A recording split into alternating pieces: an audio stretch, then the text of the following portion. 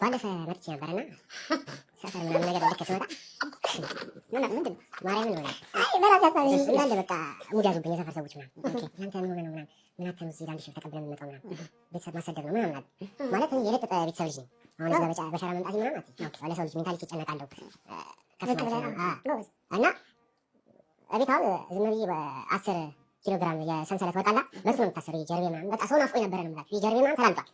በጣም ብዙ ነገር አለኝ እና በስሜ በጣም ብዙ ከኤቱር እስከ ጄቱር ምናምን በቃ ነፍ ዝም ብዬ ነው የምቀያየረው መኪና ምናምን ማለት ነው።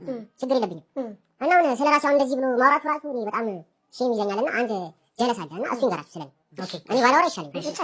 እስካሁን ካልኩ ማይኩ ነው የሚያምረው የቱ ወርቃማ ስለሆነ ጌቱ እሺ ደግሞ አንቺ ግን ፊዚካል አሪፍ ታውቃለሽ ስፖርት ሞክር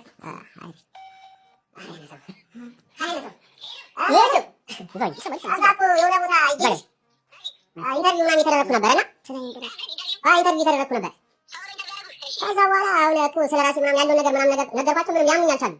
ያው በስሜ ምናምን ስንት ነገር እንዳለኝ ምናምን ታውቂያለሽ ነገራቸው እየሰሙ እዛ ይሰማል እኮ አዋሪ ወይ እስቲ ነገር አንድ በይ በስሜ ያለኝ ነገር ነገረው።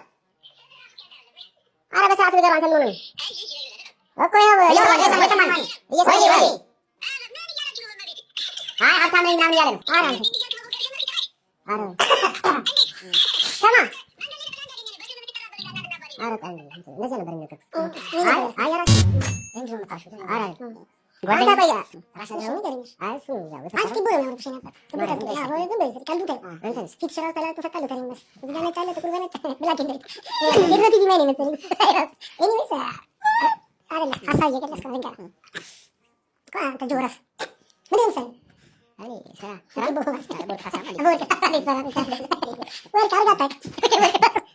እሺ አሁን ምን ሀሳብ አለ? ሌላ